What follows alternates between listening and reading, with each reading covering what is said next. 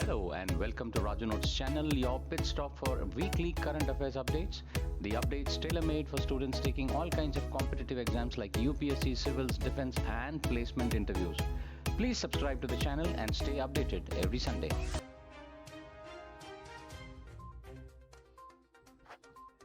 Iran has fully reopened its airspace following a ceasefire with Israel. The country's civil aviation organization confirmed that both domestic and international flights have returned to normal. Mehrabad International Airport in Tehran resumed 24 hours operation and airlines are once again offering full flight services. Iran closed its airspace on June 13th after Israeli airstrikes on Tehran. A ceasefire ended the 12-day conflict on June 24. The airspace reopened gradually with full services restored by July 17th, except for Mehrabad, which operated limited hours.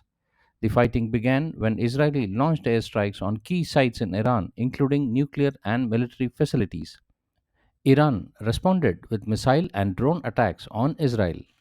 A US bombing of Iranian nuclear sites and Iranian strikes on US base in Qatar followed before the ceasefire was reached.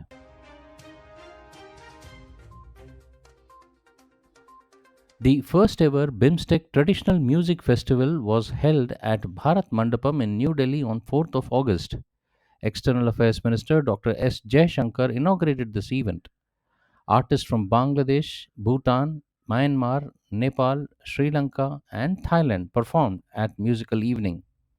Organized by Indian Council for Cultural Research ICCR, the festival called Saptasur, Seven Nations One Melody, witnessed the celebrations of the distant musical traditions of the seven BIMstick countries. This inaugural edition marks a significant cultural milestone in BIMstick cooperation. The genesis of this cultural initiative can be traced to Prime Minister Narendra Modi's affirmation at the BIMstick summit in Thailand in the April this year of India's commitment to strengthening regional cultural ties through music by hosting the first BIMstick traditional music festival in India. The event is free and open to all audience from all walks of life to enjoy this extraordinary evening of cultural connections. The Deen Dayal Port Authority, Kandla, has commissioned India's first Make in India green hydrogen plant in the port sector of Kandla. The Port Authority said it is a powerful stride towards the net zero vision of Prime Minister Modi.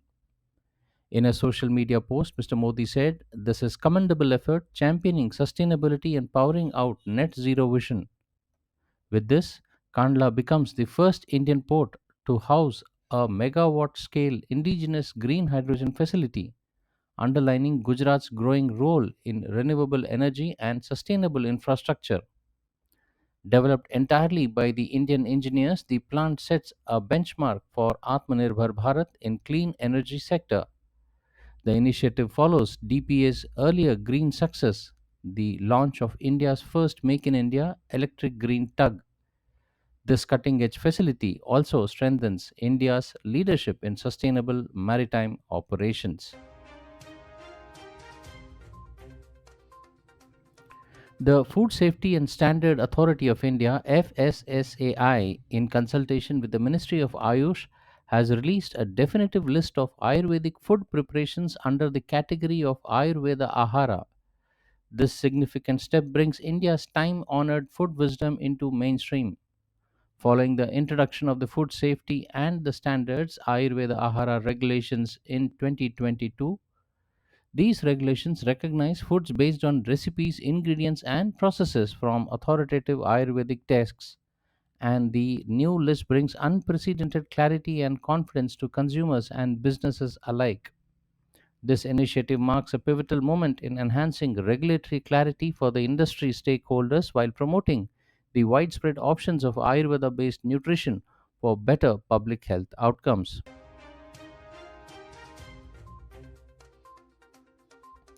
India has received the final batch of 16 Airbus C295 military transport aircraft, marking a significant upgrade to its defense capabilities.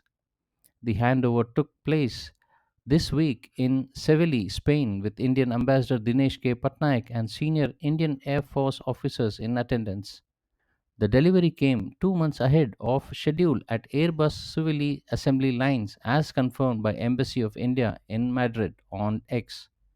In October 2024, Prime Minister Pedro Sanchez and Narendra Modi launched the Tata Aircraft Complex in Vadodara, Gujarat, where 40 additional C-295s will be manufactured. A total of 56 aircrafts will be delivered under the program.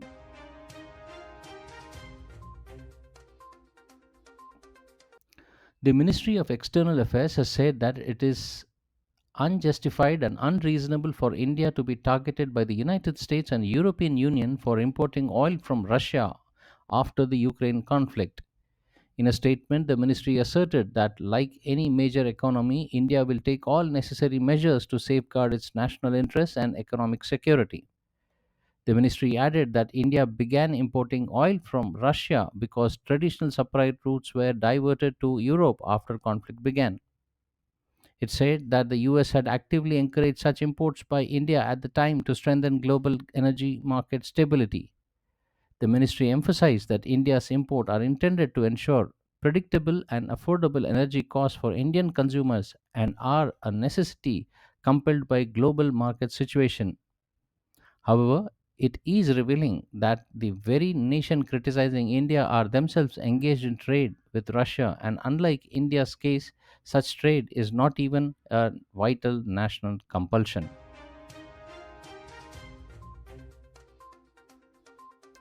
The Ministry of Women and Child Development has extended the special registration drive for the Pradhan Mantri Matru Vandana Yojana PMMVY till the 15th of this month. The PMMBY, a door to door awareness come enrollment campaign led by Anganwadi and Asha workers, aims to reach out to the all eligible pregnant and lactating women and ensure the timely registration under the scheme. According to the Ministry of Women and Child Development, PMMVY provides financial assistance to support nutritious diet and improve health seeking behavior among the pregnant women and lactating mothers, along with promoting positive attitudes towards the girl child. The ministry, in a statement, further informed that since the scheme inception, more than 4.5 crore beneficiaries have been paid the maternity benefit, at least one installment, amounting to 19,028 crore rupees through direct benefit transfers in their bank or post office accounts. India and Philippines have agreed to elevate bilateral cooperation to the level of strategic partnership. Addressing the media in New Delhi, Ministry of External Affairs Secretary East Periyaswamy Kumaran said that the Prime Minister Narendra Modi and Philippines President Fernand Romualdez Marcos adopted the plan of action for the period of 2025 to 2029 to guide cooperation under the elevated strategic partnership during the bilateral talks held. Mr. Kumaran highlighted that the 14 memorandum of understandings across various sectors were concluded and exchanged between India and Philippines. He added that these agreements include mutual legal assistance treaty in criminal matters, a treaty on transfer of sentenced persons, terms of reference for service, staff talks, army, air force and navy, enhanced cooperation between coast guards. Israel's Security Cabinet has approved Prime Minister Benjamin Netanyahu's proposal to occupy Gaza City. The cabinet has also adopted five principles for ending the war in Gaza, which includes disarming of Hamas, return of all the hostages, the living and the dead, demilitarization of Gaza, Israel's security control in Gaza, and establishment of civil administration that is neither Hamas nor Palestinian Authority.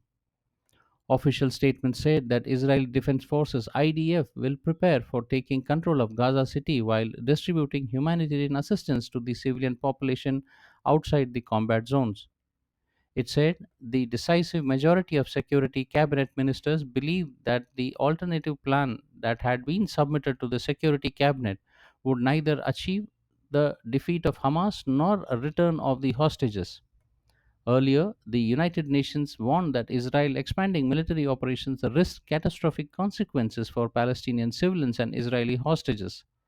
Israel launched its war in Gaza following Hamas' 7th October 2023 attack, in which it killed about 1,200 people and took 251 hostages back to Gaza.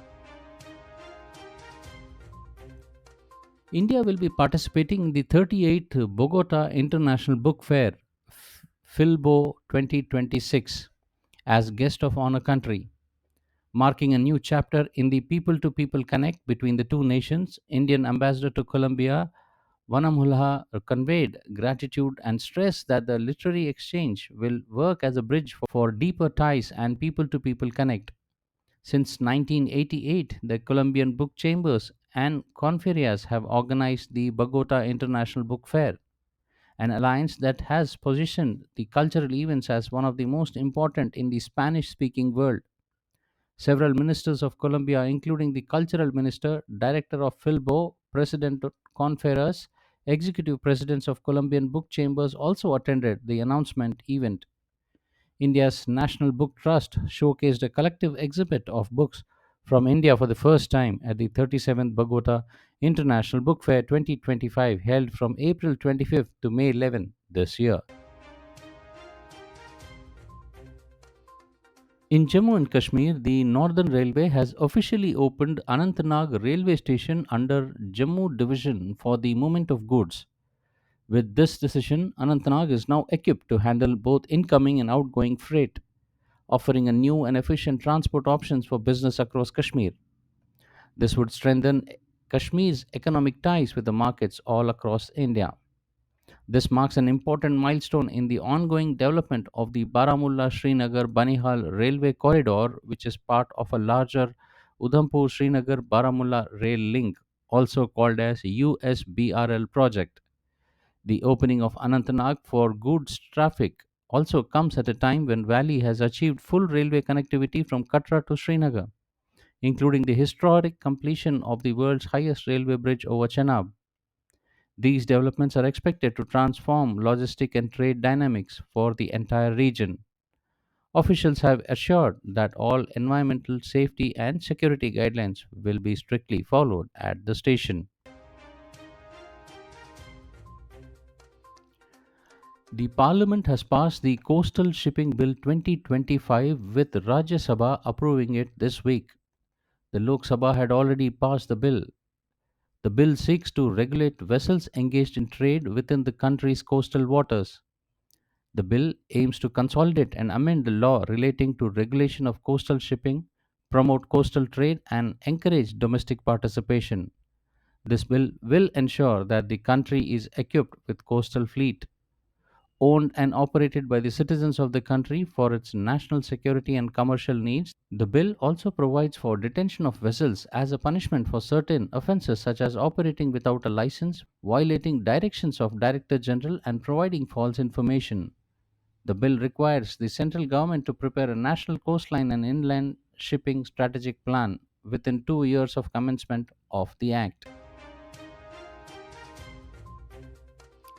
The Philippines President Ferdinand Romualdez Marcos Jr. has sought a greater partnership with India to build prosperity and growth in Asia. He spoke to six priority sectors for long term collaboration in the areas of electric vehicles, advanced electronics, renewable energy, agriculture, healthcare, and cybersecurity. He informed that Philippines will pursue preferential trade agreement with India to enhance two-way trade, encourage product diversification and supply chain integration. He stressed that joint ventures or collaborations are possible between the two countries in smart manufacturing, green metal, data analysis infrastructure, and shipbuilding. He acknowledged India's expertise in pharmaceuticals, research, design and development, digital technology, IT/BT, healthcare, and clean energy, and added that Philippines would be keen to partner with India for convergence to create greater value.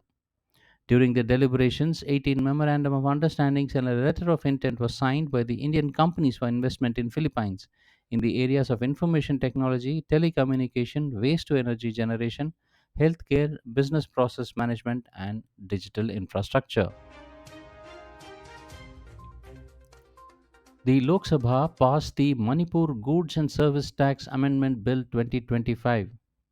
It amends the Manipur Goods and Service Tax Act 2017. Finance Minister Nirmala Sitharaman said that bill replaces an ordinance which was bought as there is presidential rule in the state.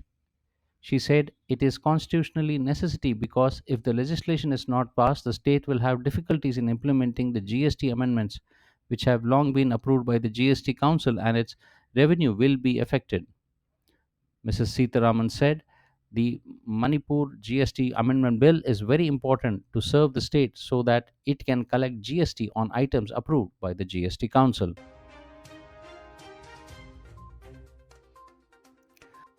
Azerbaijan's President Lilam Aliyev and Armenian Prime Minister Nikol Pashinyan have signed an agreement aimed at ending decades of conflict as they were hosted by President Donald Trump at the White House. Trump said the agreement will reopen some key transport routes between the countries and increase US influence in the region. He added that Armenia and Azerbaijan has promised to stop all war forever as well as open up travel, business and diplomatic relations. The White House said that as part of the deal, the US will also help build a major transit corridor that will be named as Trump Route for International Peace and Prosperity. The route will connect Azerbaijan to autonomous Nakhchivan enclave, which are separated by Armenian territory. Azerbaijan and Armenia fought over Nagorno Karabakh, an ethnically Armenian enclave in Azerbaijan in 1980s and 1990s, and violence has flared up in years since.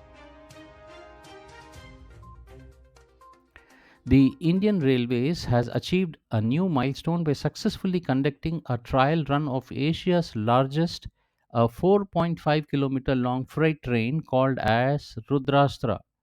The trial run was conducted from Gangkhwaja railway station in Chandauli, Uttar Pradesh to Garhwa in Jharkhand, covering a distance of 209 kilometers in 5 hours and 10 minutes at an average speed of 40 kilometers per hour. Divisional Railway Manager Uday Singh Meena said now freight trains will be sent from the Pandit Deen Dayal Upadhyay division of the East Central Railway to Dhanbad division for quick loading and transportation of goods. Rudrastra is Asia's longest freight train, which will make freight transportation and loading quick. A total of 345 wagons were included in it, with 72 tons of goods loaded in one empty wagon. He informed that two engines were attached in front and one with each rake after 59 bogies. In all, seven engines were used. The Chief of the Air Staff, Air Chief Marshal AP Singh, has said that India downed five fighter jets of Pakistan during Operation Sindoor. Speaking in detail along with video footage, he said they have at least five fighter confirmed kills and one large aircraft, which could either be an Elent aircraft or an AWACS aircraft. He informed that they were taken down at a distance of about 300 kilometers, which he added is the largest ever recorded surface to air kill that one can talk about. He also mentioned about attacks on Shahbaz Jakokabad airfield being destroyed by our missiles, where some aircrafts like F-16 were damaged. He pointed out that Indian attack were calibrated and there was absolute synchronization between the three forces. The air chief said that our air defense system did a wonderful job and the S-400 system was a game changer. He explained that the range of that system really kept the aircrafts away from us. Well, that's all, friends, for this week's updates. See you soon next Sunday on the same channel. Till then, take care. Bye bye.